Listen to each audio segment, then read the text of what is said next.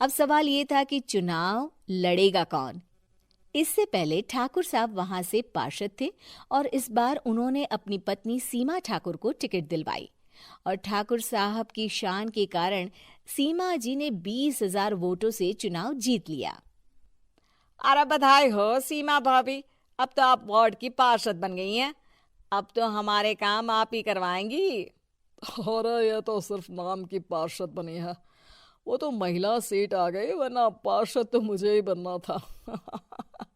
अब भले ही चेहरा इसका होगा लेकिन पावर तो मेरी ही होगी। अरे वाह भाई साहब, क्या दिमाग लगाया है आपने भी। आइए आप लोग, खाना लगा दिया है सबके लिए। सीमा जी पार्षद बन चुकी थीं, फिर भी उनकी एक ना चलती। सारे काम ठाकुर साहब खुद ही संभाल लेते और जहां जरूरत पड़ती वहां सीमा जी का अंगूठा लगवा लेते। सीमा जी ज्यादा पढ़ी लिखी भी नहीं थी। एक दिन ठाकुर साहब और सीमा एक प्रोग्राम में जाते हैं। अरे ठाकुर साहब, आप आ गए। ओहो, पार्षद मैडम भी आ गई हैं। स्वागत है आप दोनों का। लगता है हमारे पार्षद फंड का सही इस्तेमाल हो रहा है। चलिए अब उद्घाटन करते हैं। ये लीजिए ठाकुर साहब कैची, आप ही सबसे पहले प्रवेश कीजिए। सब लोग आगे निकल जाते हैं और सीमा जी पार्षद होने के बावजूद भी पीछे खड़ी रह जाती हैं। वो देखती हैं कि वेलकम बोर्ड पर उनका नाम है, लेकिन महिला होने के कारण कोई उनका सम्मान नहीं कर रहा। अगले दिन एक आदमी उनके घर आता है। अरे ठाकुर साहब नमस्कार। कल ना हम नोटिस किए कि हमारा घर तो अवैध है और नगर निगम वाले उसे तोड़ने आ रहे हैं। अरे कुछ कीजिए ना ठाकुर साहब। देखो भाई, मैं तो ज्यादा कुछ कर नहीं सकता, पर अगर तुम सबकी जेब गर्म कर दो तो कुछ हो सकता है। कुल मिलाकर 4 लाख लगेंगे। अरे 4 लाख ठाकुर साहब? अरे भाई, मैं अपने लिए नहीं मांग रहा हूँ। दरोगा है, इंजीनियर बाबू है, बड़े साहब है, सबको देना पड़ता है ना थोड़ा थोड़ा। बोलो है मंजूर?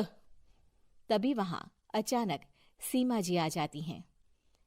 अरे ये आप क्या कर रहे हैं? पहले इन्हीं लोगों से तो आपने वोट मांगे, अब इनसे ही पैसे ले रहे हो। अरे चुप रहो तुम। तुम्हारा काम है सिर्फ अंगूठा लगाना, तुम वही किया करो। मुझे दूसरे काम तुम मत सिखाओ, समझी? और तुम ना जाओ, अब पैसे लेकर आओ, वरना जेसीबी किसी भी वक्त आती होगी।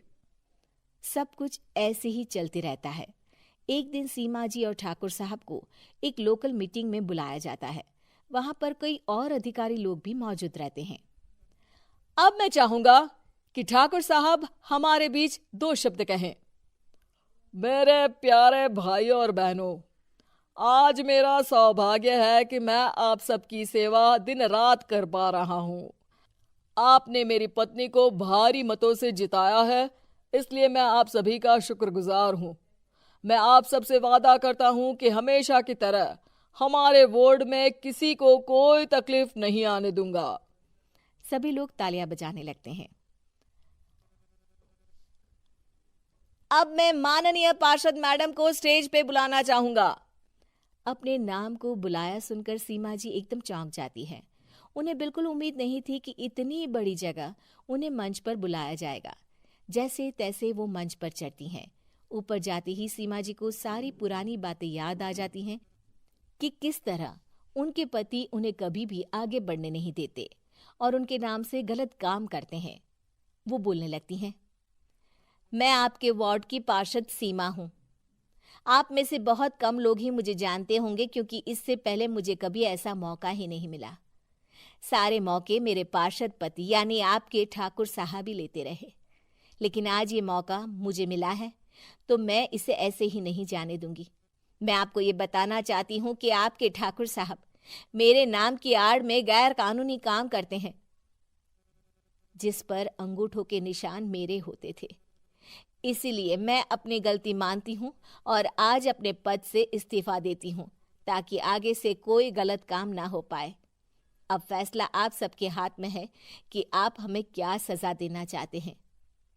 सीमा जी की बातें सुनकर ठाकुर साहब के चेहरे का रंग उड़ जाता है और वो शर्म से मुंह नीचा करके वहां से चले जाते हैं और पद से इस्तीफा देकर ही सही सीमा जी अपने आप में आत्मविश्वास महसूस करती हैं।